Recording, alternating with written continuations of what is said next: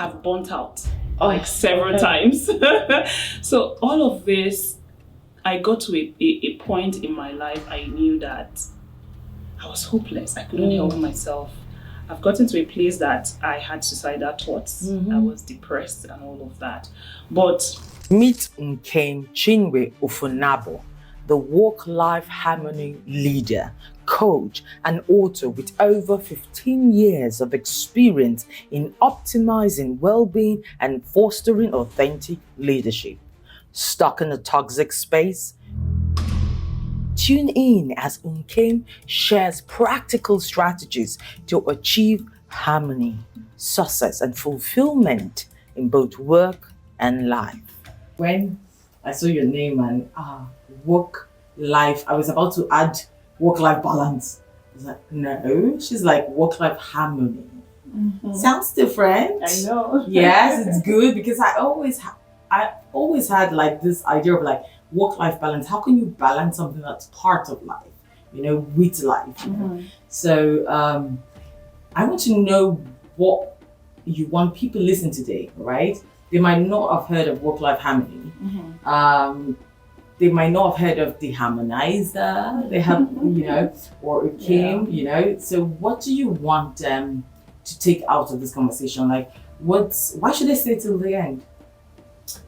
Okay, thank you for having me. Yeah. It's really an opportunity for me to put it out there to the world, right? That there's really no balance. Yeah. I want them to take away the fact that work-life balance is an effort of futility. Okay. Yeah. What we should be thriving for or striving for is harmony. Because balance tries to put life and work, or maybe work and then your personal well-being on equilibrium or distribution, which really is unrealistic, right? Harmony speaks to alignment. Yeah, because we are used to living a life of survival, trying to juggle our career or business, whichever one you do, that is work for you, your family, and your personal life demands. But then, most of the time, we forget to think of alignment. Forget to think about what is the essence of life. But what is the essence of life? What is the essence of life? For you to live a fulfilling, harmonious life where every area of your life is thriving. This is not easy. I know. Depending also on so many factors. We're going to come to that, but I feel, just sitting here and listening to you, I feel like you've done so much work to really harmonize all the aspects of your life. You're calm, you're just bringing out energy. I wish. Yeah. Yes, and that positive energy, I can feel how I'm really settling in. So where did it start from? Like, where did you grow up? You're growing up, did you have anything that, prompted this direction right now? Okay, I will say that I grew up from a very structured, but emotionally supportive environment. Okay. In fact, I could remember when I was still working in the corporate, my line manager at some point. So I am someone that I wear my emotions on my face, right? So I cry. When I'm under pressure, I cry. That's my own way of releasing. Yes. And so one time she said, Nkem, I'm very sure you grew up with a mother that is so soft and so protective. Because if you grew up with my kind of mother, with the way she talks, you'll be very tough. Yeah. So I could say it's from my family background, growing up from an emotionally supportive environment. And so it's easy for me to know when I am drifting away from that life of harmony, that place of well-being to maybe disharmony, right? So it's easy for me to know. And also, of course, growing up, they always say that adulthood is a scam. Growing up, getting into the corporate space, and that's another war zone. Right? Experiencing toxic workplace culture. And of course, in my own personal life, I've experienced turbulent marriage. So all of these things, I have burnt out like several times. So all of this, I got to a point in my life, I knew that I was hopeless. I couldn't help myself. I've gotten to a place that I had suicidal thoughts. I was depressed and all of that. But thankfully for where I worked then and the leadership of that place. Because I could remember that at that point when I was struggling in my marriage, it was impacting my productivity at work, and they were able to see it.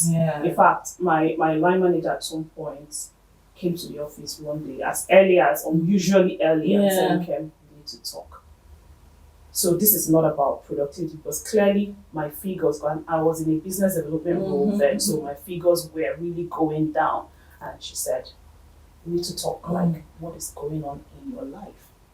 And it was at that point in time, I had to open up from a place of vulnerability.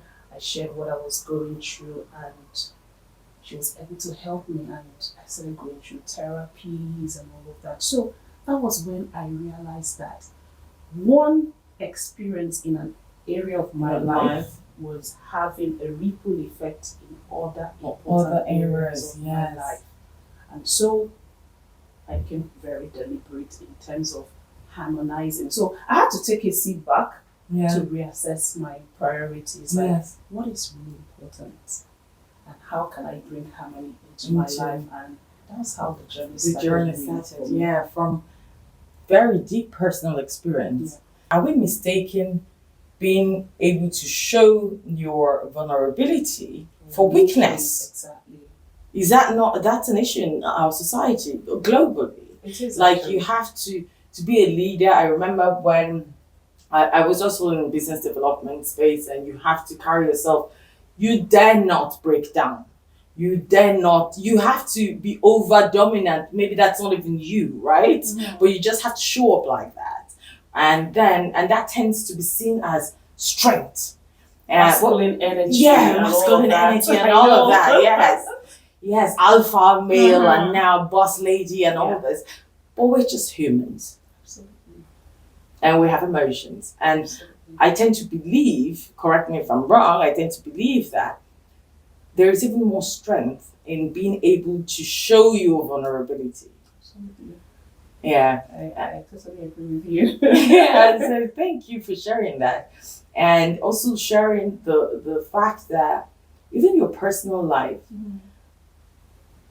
it will affect your professional space. It will affect you, because you can't come to work and just be a new person, right? But that's sometimes what's expected.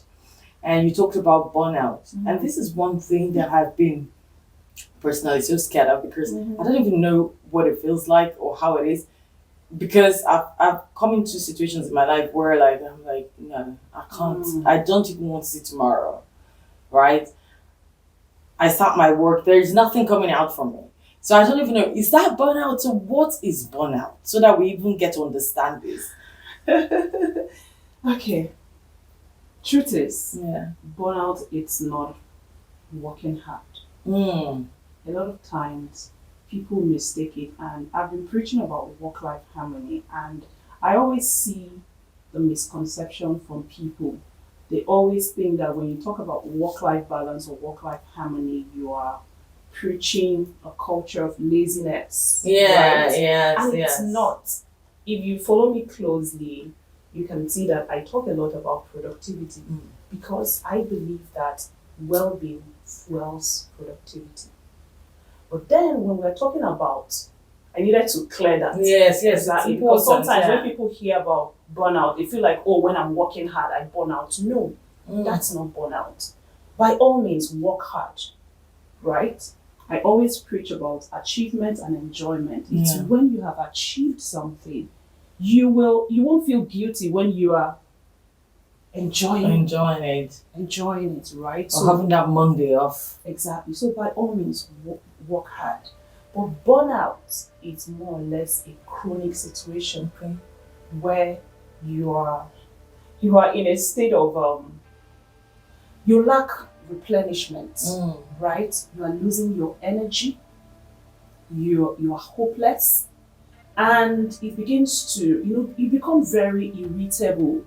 You begin to withdraw yourself from social interaction, and you can't even find the energy to do the things that you will naturally do, even when you have rested. I've had a situation whereby even when I wake up from sleep, I am tired. Like, I don't feel like going to work.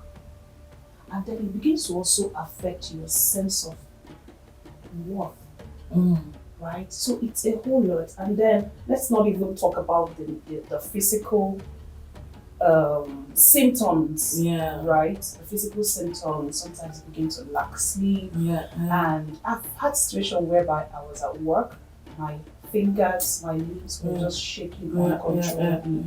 I had to drop everything I was doing, headed to the hospital. My doctor ran all the checks and said, there's nothing wrong with you physiologically. Do you want me to schedule an appointment with a psychiatrist? So what I'm hearing is there is like a connection, or like it overlaps with depression. But it's burnout often coming from the lack of fulfillment. Okay. So burnout really it's strictly work related. Okay. Yeah. In fact, WHO said it's a workplace phenomenon. Okay. Yeah. So it comes from, feeling unfulfilled will now be the result. Okay. The physical, or this rather is a psychological, not physical, the psychological expression of what is happening within you. Yeah. Where you begin to, so burnout could be that, you are doing everything possible, you're working hard, going above and beyond in the workplace, but nobody's recognizing the value you bring to the table. When it comes to promotion, you're overlooked. Promotion, there's toxicity in the workplace, and you are beginning to lose yourself. You're beginning to say, I'm really not fulfilled here in this place. So fulfillment is both psychological and physical and everything, social, right? The interaction, the human interaction, healthy human interaction you're supposed to get with your colleagues, it's not there. But sometimes I'm wondering, like, because you've talked about toxic workplace, and okay, before we go further, it's important that people understand what toxic workplace is, because I have been an entrepreneur, like, for as far as I can think. So I've not really as an entrepreneur, you get clients and everything. So, but you're not employed under someone to deliver to the person and such stuff. So, a couple of months, or I think 2 years ago, I got into a kind of arrangement. I was supposed to just be independent, but the structures did not allow it. So I was like, okay, let's just do it. We know what we're going to do. Okay. So we got into a kind of work relationship. With some partners? Yeah, with a partner. And for the first time in my life, that's never happened to me. But when this was happening, it's like I woke up from a kind of naive slumber. Like, people go through this. Oh my God, we need more empathy in the world. We need to understand. For the first time in my life, the relationship was so toxic. The work relationship was so toxic. I've never thought about such things, that I couldn't sleep. I'll go to bed. I'll be hearing the person. This was weird. I hear the person talking to me. We're having arguments. The person's not there. I'm supposed to be sleeping, right? Then I see the call of the person. My heart starts beating. I'm like, I had to sit down like, no, I can actually just say, no, I'm not doing this contract. Exactly. But I felt too weak to actually exit the contract. For the first time, I was able to relate to, I don't know if it's burnout, but this feeling Because I've always been self-employed. As an entrepreneur, so I don't have to work for someone. We have clients, so we have good relationship.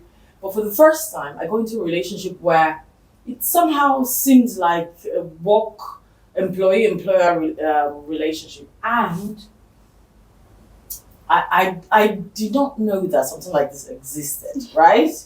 And the moment I started experiencing it, this was the moment I was like, wait, so people are experiencing this. It's usually personal. Yes, yes. yes. You not know. I'm like, how do people, do they still go to work every morning? Because, no, why? This will make you mad. Because there were moments where I will go to bed and I will be having argumentative conversation with this person. The person's not there, it's just me. I'm not sleeping 2-3 hours into, I'm like, It's a psychological effect of I see the call coming from this person, my heart will start beating. It got to a point where I was like, I'm feeling it. Like, my heart is beating. Why is my heart beating? Because of this call. I was so bad. Even in my relationship, I took that anger, that fear, that anxiety into my relationship. People were running away from me. My kids were like, Mom, maybe you should let this client go, right? And I had those are the impacts. Yeah, I have the possibility to say no, we'll cancel the contract, but I was actually even too scared. It's not like I'm scared. That's the lack of enthusiasm. Yeah, it's also part of that's what that's the I'll call it the impact. The impact of burnout. Yeah, you lack that enthusiasm to do things. Your productivity will start dropping. Wow, and I was like, it took a long while until I could really get out of this contract, and because I noticed that this is not healthy. I have to show up for myself, right? Everybody is like, they're all giving me like space now because, okay. And then I started thinking, is this burnout or what is this? But if so, whatever it is, people in an employer-employee relationship and they have to pay their bills and they must keep that job, how do they survive this? So, from my experience, I know that a lot of us, corporate Nigeria, a lot of professionals, we live in a survival mode. So there's a question now, how do they survive it? We live in a survival mode. But it shouldn't be, right? So so the first thing is to be able to recognize it, like until it happened to you. Yeah. Some people might think it's the norm. Yes, of course. It takes an intentional person who is also very, when it comes to your well-being, you're very intentional. So you know when you are drifting. So the first thing is to be intentional about your personal well-being so that when you are not living up to your optimal, you will know. So detect it, take a pause. And like I said, appraise your priorities, like what is important. Yes, this job is important. So when I talk about work-life harmony, it's important to know that our other areas of our life are supposed to coexist, right? No one should, at some point, one should take priority, right? At some point, work. Because think about it, 24 hours in a day, you are one third is work, exactly, one third is supposed to be 13, 14 hours at work, Yeah. right? So sometimes work will definitely take priority. Sometimes your health, your mental health, but you shouldn't allow a situation whereby one is taking priority at every point in time and then you are neglecting the rest. So that's why it's important to reassess your priorities. What is important at every point in time and be able to assign the time for that, right? I told you I have alarms on my phone. So I have alarms. So I want to call my mom, I want to call my dad. I have an aging parents that are falling ill at every point in time. So set systems and structures in your life to prioritize the things that are important to you. So it could be working, right? And you have caregiving responsibilities. You have aging parents, or you have children that probably is just nannies at home with them. But set systems, time to call the nanny to check up on your children, check up on your spouse. Just build a system that works for you. I can't even tell you this is how it must be, but ensure that whatever system you work, allows you to be able to invest in the important areas of your life. And And often that you're not neglecting anyone. yes. Because when you neglect it, let's take for example your health, or you've been ill, there's a mental condition you've been battling and you're neglecting it because you have work targets and all of that. One day you're going to break down and you can't function meet at work. that work target. Then you don't know what's more important. You can't function at work. So if you need to, even while you're working, take some time off work to attend to your health, do whatever you have to do, please do. And that's why it's also important that organizations begin to look at individuals just beyond the work environment. Know that these people have personal lives, that whatever happens in their personal life will impact their work. But whose responsibility is it? Is it the responsibility? Because if when I give that responsibility and say it's the responsibility of the organization to look at employees' well-being, my well-being, if I'm an employee, it's a bit like I am giving that power to the, or losing my power, or having my excuse for not taking care of myself, because it's the duty, the responsibility of the leadership or the organization. So how can this function? So it's a partnership. Okay. It's a partnership. And in my book, I talked about it and I said we need to be able to build an organization where people and business thrive. Because it's a mutual responsibility, right? You employ people because you want your business to grow. Right? So why don't you invest in those assets that are coming in to work, put in all their talent, all their energy, their resources, their time to drive the business success? Why don't you also reciprocate and invest and ensure that they are well? Because a lot of time we talk about, I want our employees to bring their whole self to work. A whole self includes their relationship and marriage.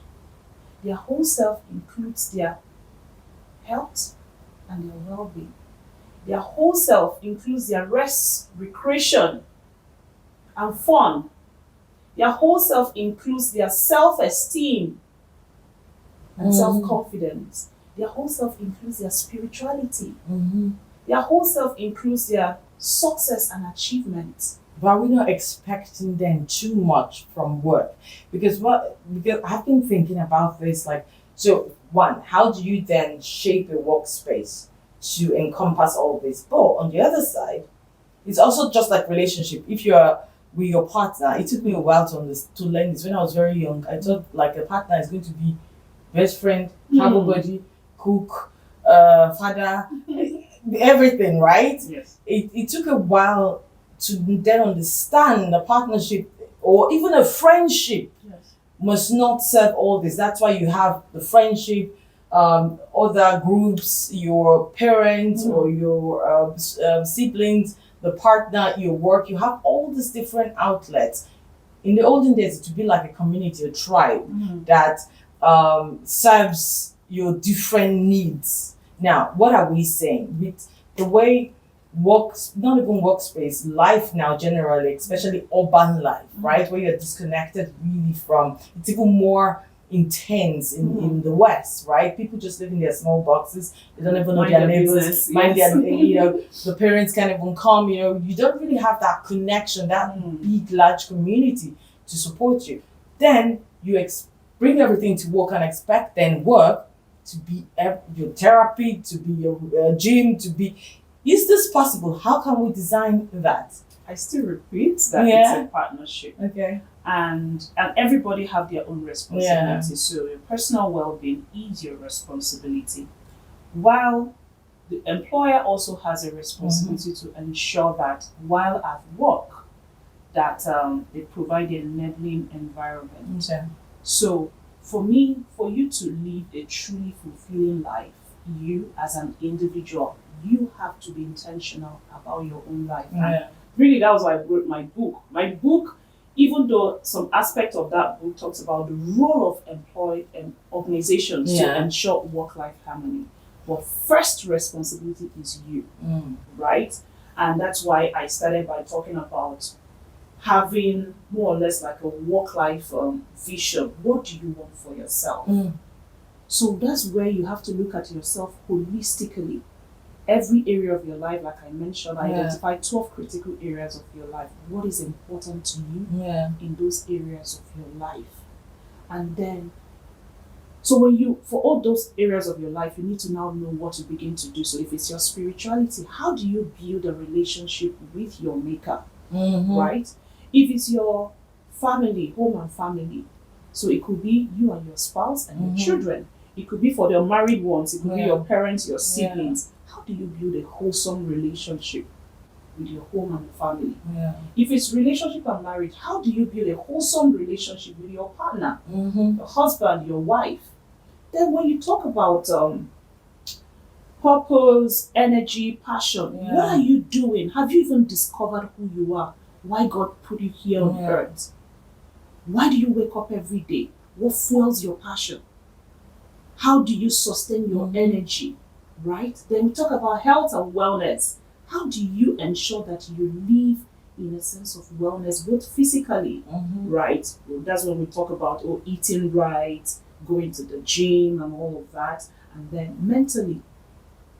A lot of time when I talk about therapy, people think that it's far-fetched. It's important that we go for therapy. Especially males. I don't want to generalize, but males. Go for therapy.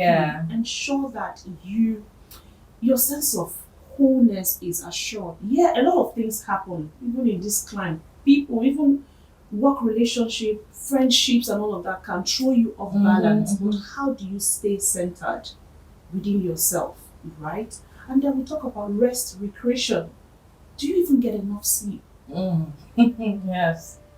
Do you Good do things sleep. for fun? Good sleep. Do you do things for fun? I always tell people that sleep is my therapy, right? When I don't sleep well, I know something is wrong with me. You won't want to know me the next day. Exactly. Do you understand? Do you do yes. things for fun? Do you recreate? It doesn't, all these things doesn't have to be expensive. Oh, I have to travel to Maldives and all of that. No. Within your cycle, what can you do to It's also the consistency, because if you want to wait till that 2 weeks or 1 week in a year that you get to travel somewhere, what about the remaining 340 days or something? Exactly. Exactly. So, friendship and social network. How wholesome is your network? So it's not about the quantity, but the quality of your friendship. And I always pray about my friends. So pray and ensure that when you are pouring into them, they are also pouring into you. So be intentional about your friendship. What area of our life have I not talked about now? So as an individual, look at the critical areas of your life and ensure that you are investing in them. When you are whole in all these things, there's no way you won't be whole at work. Because your well-being fuels your productivity. Yes. And then as an employer, what can you do? And so that's where, of course, my organization, I've spent time, years, helping organizations build HR structures or strategies that will help ensure that your employees, or rather provide that enabling environment to ensure that your employees are whole. It starts from your culture. What kind of culture do you have in the organization? And do you live out those culture? Is it practicalized? Yes. So in your practices, do you live out? So people will come and say, oh, integrity is our culture, is our core value and all of that. But you see them cutting corners. You see them cutting corners. You're not living them. Do you understand? Does your leaders embody those core values? Or do they live it out? Do you even have, so let's even talk about maybe line manager and subordinate relationship. You find out that most leaders lack empathy. There's no psychological safety within the organization. And when people lose it, because sometimes they will lose it, what are the measures that you've put in place to address complaints, address conflicts, do you understand, within the organization? Let's even go to jobs. Sometimes people resume jobs, they don't have a job description, they don't know what they are supposed to do. Today they will tell you do this, tomorrow you are doing another thing. You will be confused. Or build systems or build structures that when people come into the organization, they know what they are supposed to do. They are rewarded when they go the extra mile. So there's recognition, there's reward system in place, there's career growth. I don't want to find myself doing one thing for 10 years and not growing, they're not promoting me. I'm just static. In fact, at some point in my career, that was why I resigned. Because I felt like I'm not doing what I want to be doing. And there's no opportunity for growth and there's no opportunity for growth. Even when I'm putting in all my energies, meeting my target, exceeding my target, I'm not getting the promotion. Right? Those things will not give you fulfillment. Right? So ensure that you invest in the talents that you have hired within the organization. Let them be able to see their career growth within the organization. And let them see that there are things in the organization that will want to keep them. So what are your employee value proposition? What are those things that when they go outside, they brag about the organization? Some of our parents worked in a particular organization for 20 years. And you could see how they grew in that space. But some organization, you are at one level for 10 years.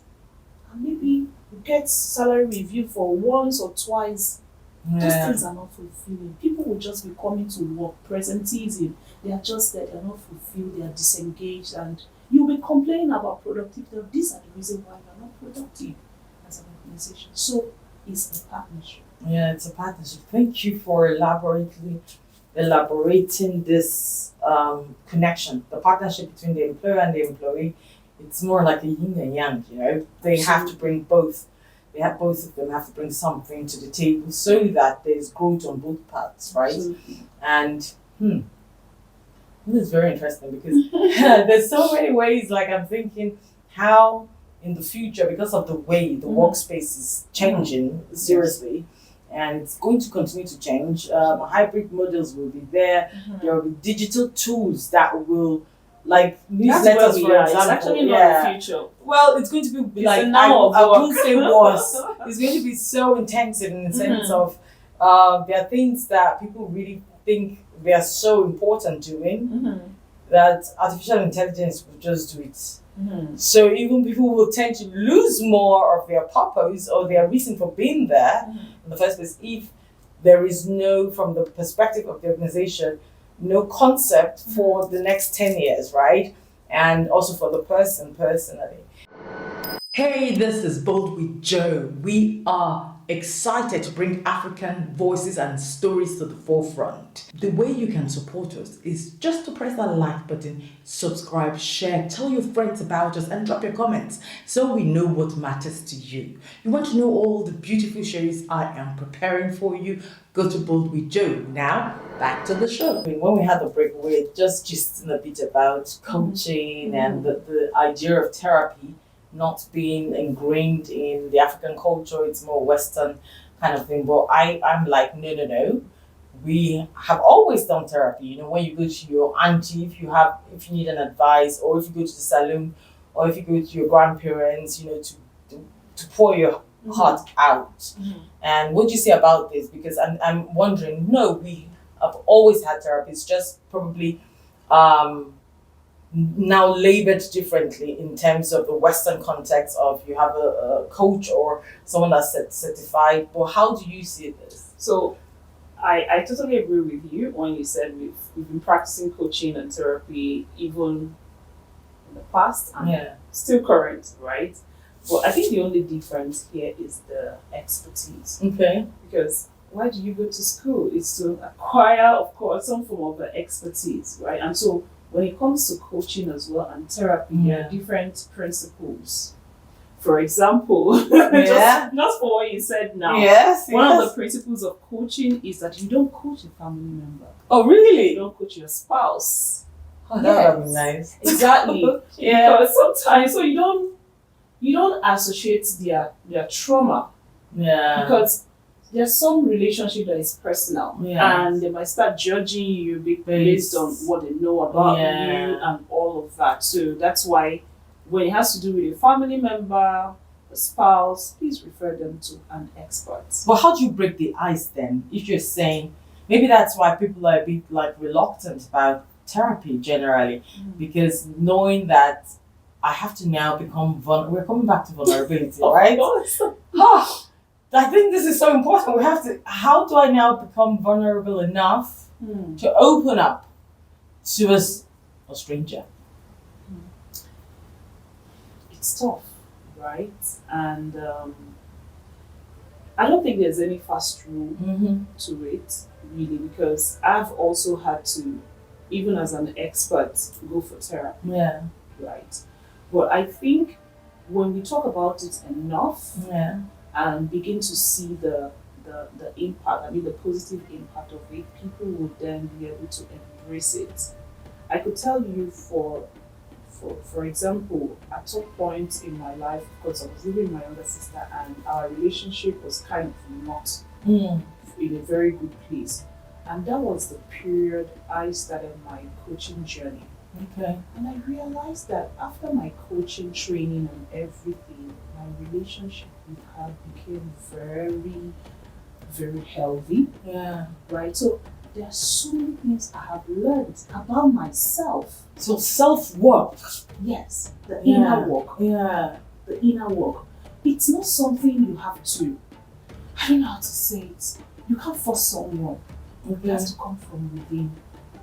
And it's until that person experiences it, whether it's coaching or therapy, before they can see the benefits.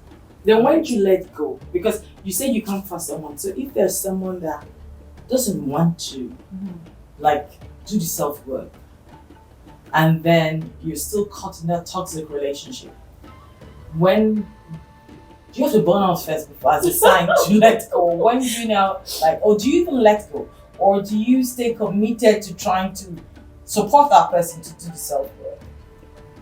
So it depends on where you are coming from, right? Am I coming from a place of, we are just friends, okay, right? Or maybe we are in a relationship, right? So if we are in a relationship and I am very intentional about my well-being, and I can see that we are clearly in a toxic relationship, right? I go for therapy, and there is need for you, my significant other or my partner, to go for therapy, and you are not buying the idea. Of course, that relationship, you can never amend it. You can never amend it. The only thing is that you will learn, you'll be armed with the tools to cope, self-preserve. Self-preserve, okay. More or less preserve yourself. And sometimes people learn by what observation. So by the time they start observing you, probably before now we have an argument, you raise your voice, you shout, you don't anymore. Because sometimes we can even be the ones enabling toxicity. We don't know, right? That's true. And the person realizes that, oh, when I try to bring up argument, you don't enable me anymore. Yeah. But they'll be like, what is changing? What is changing about her? They begin to observe that you yourself are changing.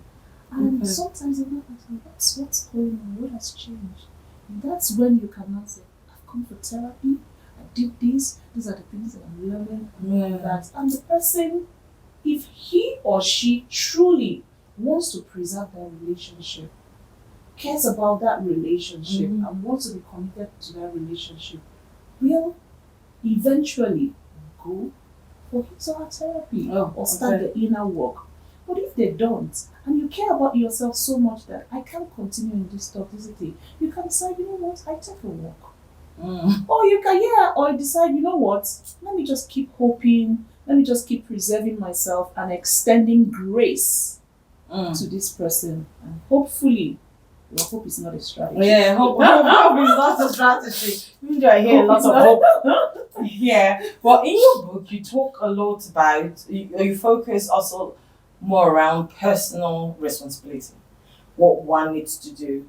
And that leads us to your organization. You have an organization. Yes. The work-life organization. Tell us what's like the most common question or need that people come to your organization seek. So I established it in 2019 when, of course, I saw a gap. Right? And that gap is that most organizations focus more on productivity while neglecting personal well-being. Mm. But like I said earlier, well-being fuels productivity, Mm-hmm. right? So when I saw that from my own personal experience, of course, when my life was in disarray, I could see that it also impacted my work, my productivity, and all. And it was until I became very intentional about my own personal well-being.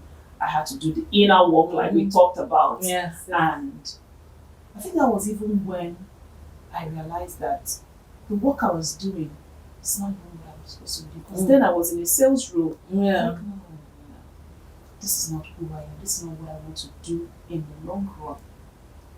And so part of the things I did was I went for my own coaching certification, trained as a coach, and I started writing this book. I was still in that job, but of course I knew already what is important and where I was headed to. Started writing my book while I was in my very busy corporate work. That was also when I started my business, registered my business, and I started offering personal coaching to people because at some point I came out and shared my own personal story. It's not something we always like to put out there. I had a turbulent marriage, my marriage failed and all of that. I had to leave a very abusive marriage they said leave to live, right? Yeah, I had to leave to prioritize myself to live, right? And did the inner work. And I came out and I talked about my stories. Oh my goodness. That was when I realized that people were going through a lot. DMs, people opening up to me. In fact, the first time I got a coaching client, of course, then I haven't even certified, from the United Kingdom, sharing what she was going through in her marriage, in her own personal life, and all. And that was when I knew that whatever it is I went through was preparing me for what is ahead of me. And so, like when I started my organization, the first services then was coaching. Okay. Right. Coaching busy, overwhelmed, burnt out professionals and executives, right? That was how I was able to launch myself out. I think that was also where the name The Harmonizer came from, because I realized that I was helping them to harmonize their life. Yeah. Really, because at the end of the day, it's the result. Harmonization, well-being is the outcome of everything, the coaching that we do and all. And with that personal work, I realized that, okay, when you're done coaching this person, he or she is going back to work where there is no structure, where there is no system. How do you carry that? That will also either throw them off balance and all. That was when I realized that there's a lot of work to be done in the corporate space as well. So it's not, I told you it's a partnership. Yes. It's not just the individual, the personal well-being. The corporate structure, systems has to also enable these individuals to live that life of well-being. And so I started offering HR consultancy, helping organizations build the right culture. Because it starts from culture. Culture is your way of life. So whatever happens in your organization, whether you're intentional about it, it's your culture. If you want your culture to be chaotic, if you want it to be toxic, it's how you want it to be. But if you want it to be healthy, empowering, you have to be intentional about it. So, of course, we do offer organizational development, culture transformation, HR consultants, where we can come in as probably your HR retainer and help you just do an audit of your HR systems and know exactly what you have on ground, what are the gaps, and then we start putting in the structures in place. It could be rewriting your culture codes, establishing your culture pillars, and the core values of the organization, putting your policies, your procedures in place, and all of that, helping you with your hiring, that's recruitment, and all of that. So just, it could also be leadership development where we coach your leaders, because leaders are the ones that drive the culture. And if leaders are able to embody well-being, if leaders are empathetic, Because what I realize that most leaders are still living in the outdated leadership style, where it's about productivity. You see humans as because as a machine, but it drive them. Yeah, but somehow this HR, human resources, this name comes from back then. But when you now translate it now into the system we live, the economic system, a more capitalist system that we all live in global space, when you say human resources, we tend to view humans as a resource. And in an economical capital system, resources are often meant to be exploited to gain maximum benefit. So when you look at human labor now and say it's a resource of its own, then so the company has this resource, just like the other machine they bought, to exploit. So sometimes I'm wondering, like, if the concept of all, like, human resource, the concept is maybe, should we reshape this concept, the labor, the work time of someone, what they bring? Because human resource is just limiting it somehow to the exploitative value that you can get out of that resource. I agree with you. That true. Sometimes it's not even when you hear the word resource, it connotes exploitation. Maximize it. Right? But I think we have to begin to look at humans as not just assets. Right? And begin to see the humanity. They are people. That's why some organizations don't even call it human resources anymore. They call it, so there's an organization I worked with, they call it people management. They call it chief people officer. You need to see people as human with emotions. Yes, because the language we use for matters. Exactly. So maybe we begin to and think about human-centric strategies, initiatives to bring into the workplace and remove that mindset of resources, exploitation, and begin to see them as people that need preservation, people that need to be optimized. Because when they are not optimized, you can't see the return on investment. You can't see that productivity, whatever your productivity metrics are, you can't see them. But or is this ever the case that, because I'm trying to learn how to curate this concept and how we can take it forward, and also looking from the perspective of entrepreneurs or business people or employers, have you ever noticed situations where, because the employer is so really cares about the human, their needs, how they show up, right? Tries to bring in this wellness. Then the employees misuse that, like, this person is to stop, this one doesn't know, have you ever seen such situations that happen? And if yes, how do you now check and balance this? Absolutely. In fact, there was a time in 2020 when COVID struck. Like, we all went remote home office. Exactly. So we all started working from home. And surprisingly, the first few years, it was quite productive. In fact, I got a recommendation 3 months after. I got a recommendation that all the people working remotely, of course, there are some essential services that will still come to the office. Of all the people working remotely, we've really seen those that are so invested, so productive. My name was there and all of that. And it was because I now have time to do other personal things and all of that, still while maintaining discipline, right? In fact, I could remember my line manager, there was a recommendation she gave me still on LinkedIn, that even if it's 12 a.m., you can deliver, right? I could be sleeping, send the report 12 a.m. and I sleep till 8 o'clock. That's 8 hours of sleep. I got enough, right? So for me, it's about discipline first. It's a partnership, right? The employee yourself, you have to be disciplined, knowing that you are being paid for this work, right?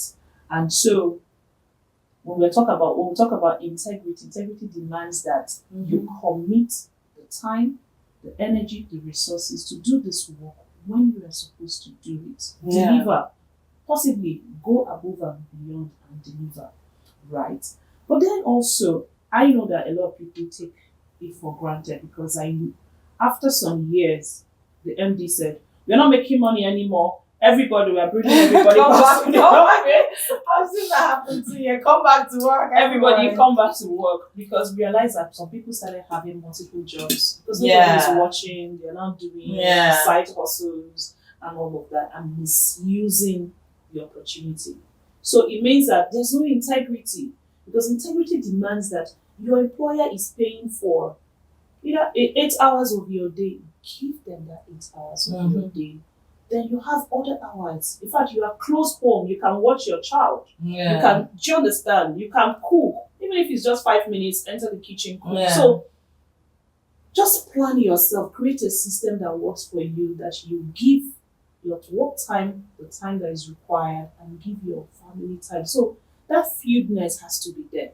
Right? But a lot of times employees are not disciplined. Yeah. So it now requires employers to put in place systems to manage. Some people even micromanage. But it's just to manage, to track your presence, your being productive. Because you can also find out that even those that are 100% on site, some people still don't give their best. Yeah. So people at their workstation watching movies on YouTube. Yeah, that's Netflix, true. Yeah. chit-chatting, moving from one desk to the other. Some people are also not productive. But I think we have to start looking beyond the hours of time that someone spends on their desk to looking at what is the actual result, expected result, right? And ensuring that people are delivering on that, really irrespective of where they are, whether they are at work or at home, or just nomads living anywhere in the world, but delivering on what we call productive. So what is our productivity metrics? And how can we ensure that it's being measured, it's being tracked? Yeah, and even you talked about being home and then you can cook for 5 minutes and all this. But one other aspect is there is so much unpaid so-called domestic or family oriented job. This is a job, full-time job actually, because if I had a cleaner, I had a LinkedIn live with a colleague of mine over the weekend, and I said, any woman that the husband will tell you, please stop working and stay at home, please demand a salary. Yes. It's a full-time I am an advocate for that. Yes. I'm like, it's a full-time job. It's a full-time job, right? Or if you can't demand a salary, very easy. I think the government should change the rules in Western countries. No, very easy. My proposal is the employer asks, is your wife a full-time homestay or is your husband a full-time home? Yes. If they say yes, good. Please send the account of that person.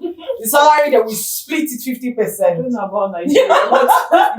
It won't even work out. No, split it. Because I had this argument and then with someone and they were like, but the person working, it be the man or the woman working full-time, pays for the bills and everything. I said, no, it's about empowerment.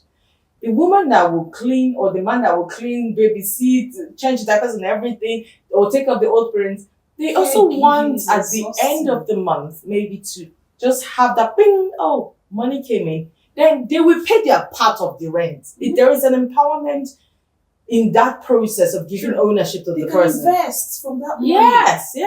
So there's something about just having your own, especially for women. I don't know, but for me, I want to have my credit card or my card and pay my bills. I want to buy ice cream. You can buy ice cream. Yes, I don't want to. Darling, do you know? No, the moment, because I also saw that growing up with my parents. I think that was also the moment I was like, this is not going to happen to me. Even my mom said, don't let this happen to you. Like, every penny, you have to demand from your spouse. You even have to create a concept of how to demand. Do you get? Or they have to smile more so that, no, this is so disempowering for people that rely on this financial freedom, especially people in domestic space. And then if that kind of person there's always it's always difficult for them to grow in professional space, because even if maybe they just have a part-time job to support, they can't do so much because of the domestic work, but the lack of self-value and worth that they experience at home with these mundane things that we just think is 5 minutes, it's like, at that It's time, overwhelming. it's overwhelming, and nobody really says thank you, and then you go to your workspace, you can't really show up your full self, right? So sometimes I wonder, how does someone juggling this, and she might even not even be going to a workspace, it might be a mompreneur, so she's doing all these things and still building a business on the side. How do you now come to work-life harmony? How do you find that harmony? It's challenging, even just saying it. It's not my reality, but Yeah. I can imagine it. Even me as a single woman, Yeah. I have my business. Of course, I've always had my career. Yeah. There's a limit to the domestic job that I do. Exactly. There's a limit. In fact, at some point I said, when it comes to cooking is the least interesting thing for me. Oh, I don't do it. Is it cleaning the house? Yeah. Is it laundry? I don't do all those things. But some women do not want you to help, because there's a notion of, if you can do everything, So you're strong. That's where I'm going to. I say, outsource. Seek for help. We're in Nigeria, and thank God we have that communal. Yeah, we have the where you can opportunity ask family members to come and you can get help. It's still affordable. Yeah. Exactly, it's affordable. You can have someone come in, take your laundry, go wash them, iron them, do that. You can have someone that will shop for you. Yes. Cook for you, prepare like a meal plan for the whole week, put it in your freezer. Yes. Just make life easy for yourself. Maybe the ones that you know that, hey, this one is a no-go area. Oh, I have to make sure my husband's food, I have to be the one to prepare. Or pick my children from school because of the security issues around it. But just know your limits. Yeah. So that you can preserve yourself. So we're talking about work-life harmony also. It's not just about people that work in the corporate space. Yes. Even housewives, or like you said, mompreneurs and all that have their own business. Think about outsourcing. Corporate organizations do it. There's some roles or some form of function that they know that I don't want to deal with the stress here. Yes. Let me outsource it to a company that will handle it.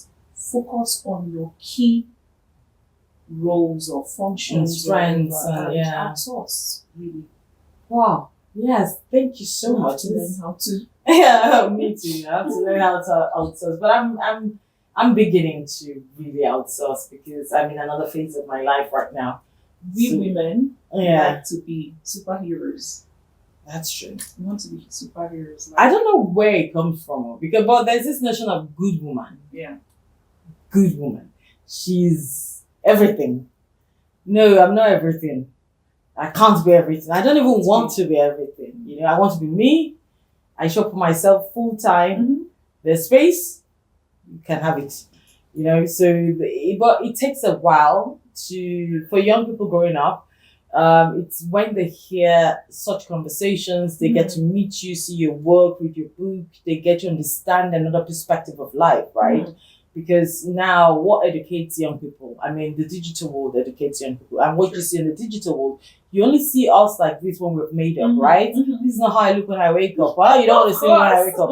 Yeah, so you see the best when you go to digital spaces. And then you tend to, as a young person, internalize that as, oh, that's how it's supposed to be. That's a norm. But why do I look like this? Why don't I have enough that? So I think it balances it when we really do open up and talk about life.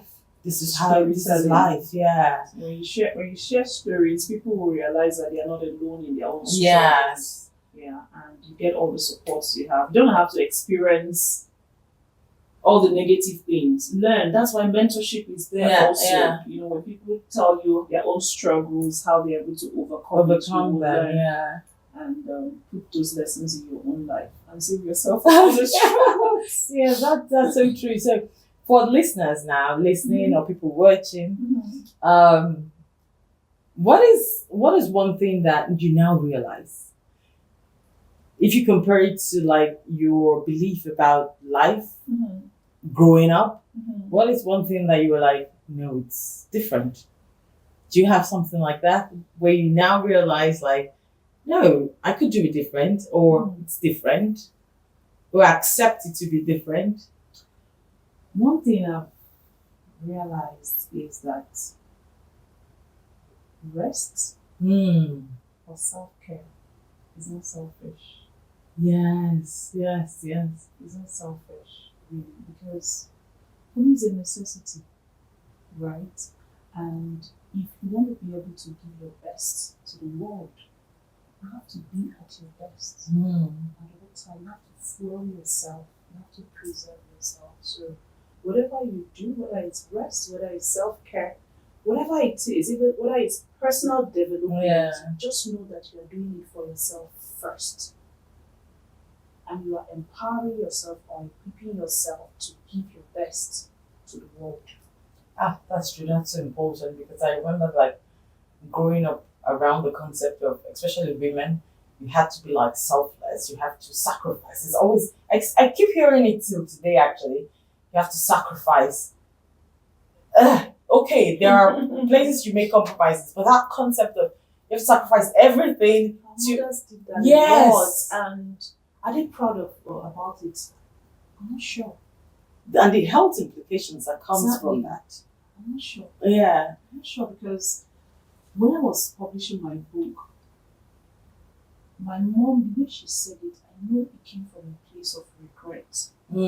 She said something like, I wrote several manuscripts, I couldn't publish them. What she could have achieved, her true purpose. Yeah. Exactly. And I told her, I must make sure I help you achieve this goal, right? Of course, because she was running everywhere to take care of her children. Yeah, we understand, and that's the capacity they had. Exactly. Yeah, at that moment. Yeah, but we have to begin to think about ourselves. Yes. I'm not saying be selfish. Put yourself first. Put yourself first. Because you have to show up. I started my business, or registered in 2019, right? And that was when I started my exit plan. Yeah.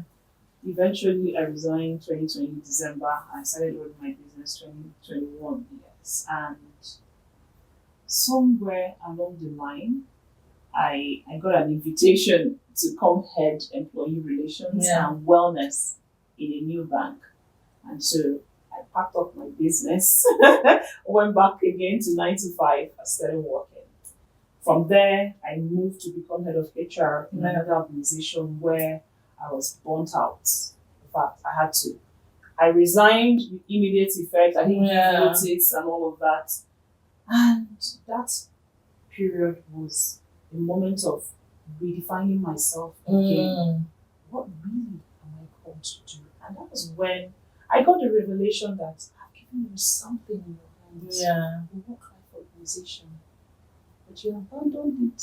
Maybe fear. Were you afraid? Fear. Yeah. I felt like, okay, maybe I haven't reached to that You're not place enough. of expertise. Yes. I'm not enough. Imposter syndrome. Yes. I and know all of that. Yes. And I felt, okay, going back to an established organization will give me that experience and some reputation enough. Yes. And I got burnt out. And eventually, when I got that knock on my head, I said, no, there's no going back. If not now, when?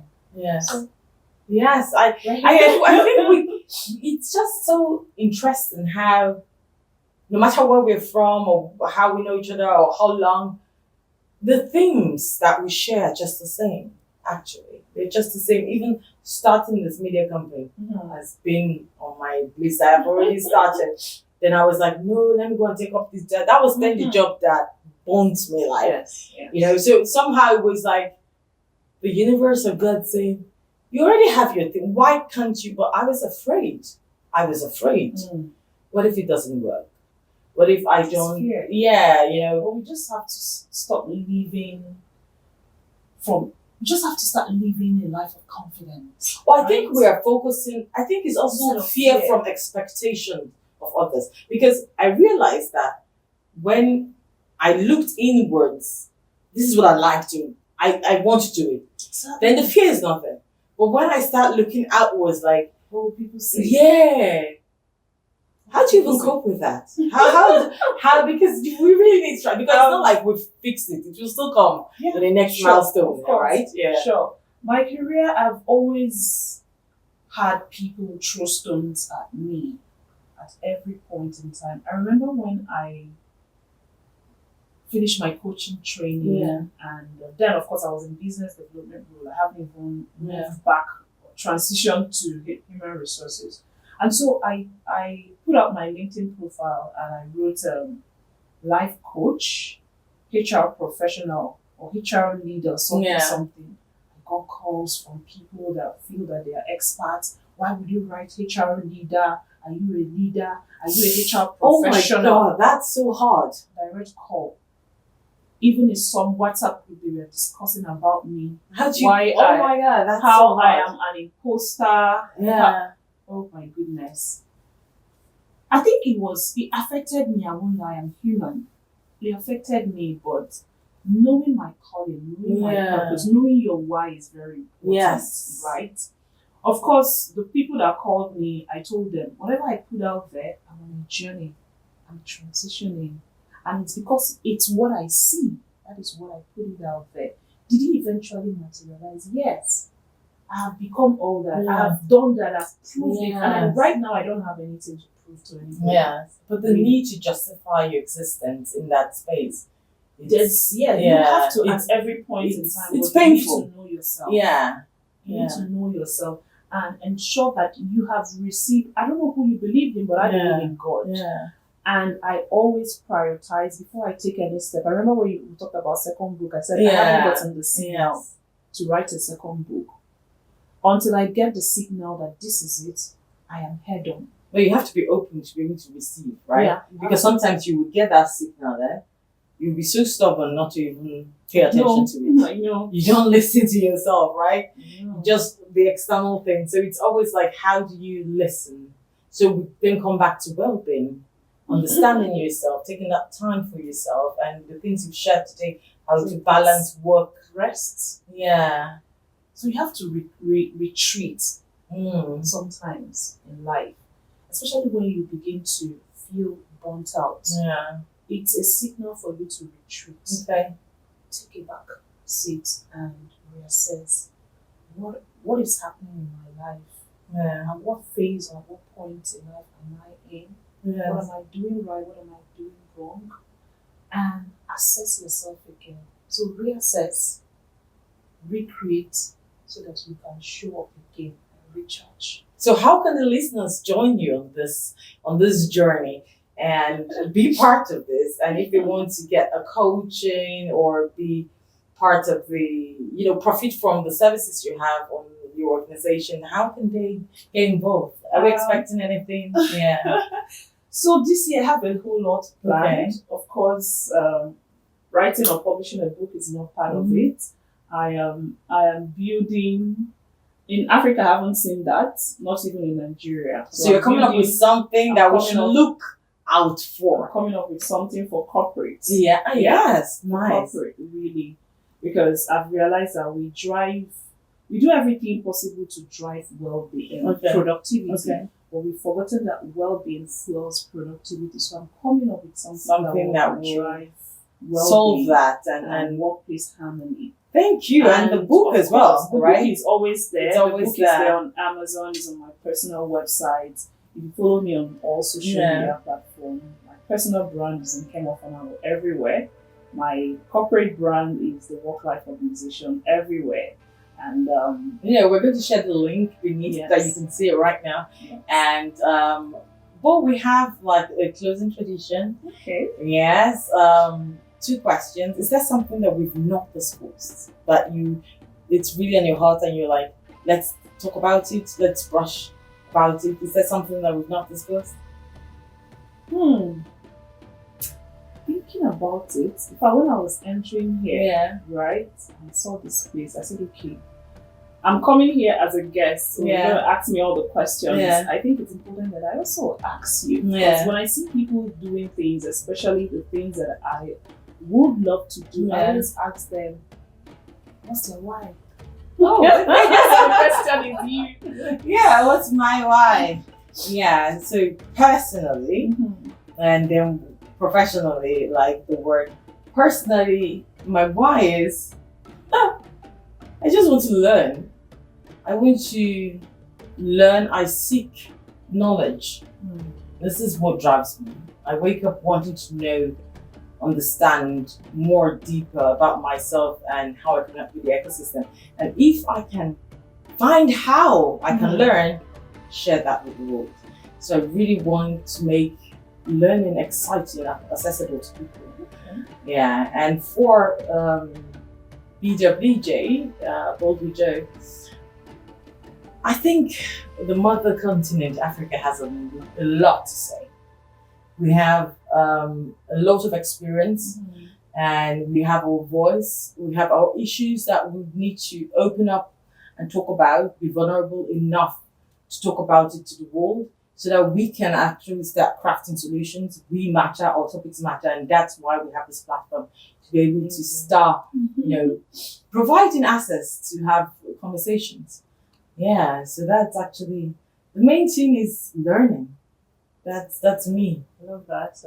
And for me, I know I've learned a lot from you as well. No, well, I've learned so much. I know I've learned a lot, and I see possible Yes. collaboration. Yes, I look forward to it. And thank you so much, because I feel like that I could sit with you for hours and have conversation, because there's so many areas, but this is not the end. You're going to come back here as we grow, we get bigger. We really appreciate the first set of guests that we have. We want to have them back on the platform and also see their growth and share, and then have projects. So the last closing question is, if you had everything, all the resources, tools, money, time, great health, everything, emotional satisfaction, everything you can desire, imagine, that's good for you, what would you do with your time, your life? Okay. There's one desire in me, and that is to create a global wellness hub, like around the world, Yeah. where people, leaders, professionals can retreat, just come, rediscover themselves, again, find their purpose, and regain the energy to go out there and shine their light to the world. Wow. I look forward to coming there. Thank you so much, Nkem. It's been a really, really beautiful conversation, and I've been able to learn so much, and also being able to share, hear your part of your side of the whole story, and your input, and how you try to make it the responsibility of the employer and the employees. That's so important. You looking into the workspace, making it conducive, right, for whatever personal work the person has done, right? They need to still be able to live in a conducive environment. This work that you do, thank you for this work. And yes, I really look forward to reading more books from you. And so I'm going to put the link in it so you can see where you get the book on Amazon. This is my camera, yes. You can get the book. And yeah. Thank you so much. Thank you, Kim. Thank you. We don't always get accolades for the work that we do, even though the ones we do at the background yeah. and all of that. But thank you.